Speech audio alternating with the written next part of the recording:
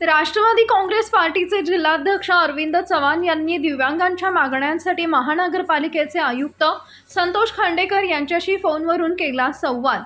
आजपासून सकल दिव्यांग सामाजिक संघटना शिवसेना दिव्यांग आघाडीचे जिल्हाधिकारी कार्यालयासमोर उपोषण सुरू।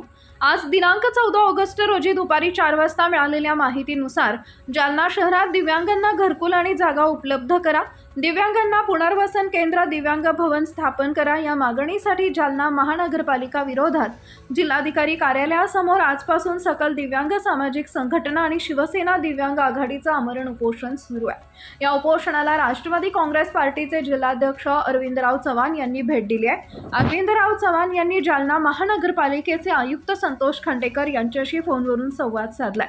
महापालिकेचे आयुक्त संतोष खांडेकर आणि अरविंद चव्हाण यांच्यात काय संवाद झाला पहा।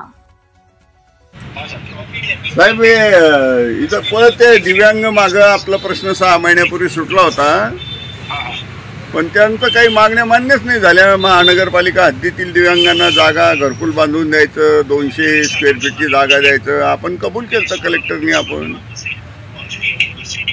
नाही, आपल्याकडे जागा कुठं आहे? जागेसंदर्भात आपलं नाही काय झालं सर। आपल्याकडे सर त्यांचं कोणतंही प्रपोजल आजच्या घडीला पेंडिंग नाही।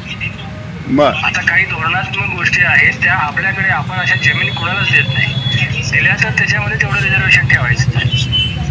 आता आपल्याकडे गाळे आहेत जुने, ते गाळे जेव्हा आपण टेंडरला काढू तेव्हा त्यातले काही रिक्त असते तर ते जागे गाळे आपल्याला त्यांना देता येतील।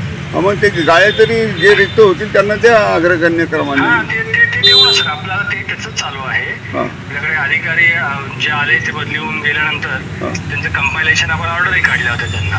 बरं बरं, तर आता ते बघतायत सर, करतो ना मी ते। एवढं करा प्लीज। हो सर।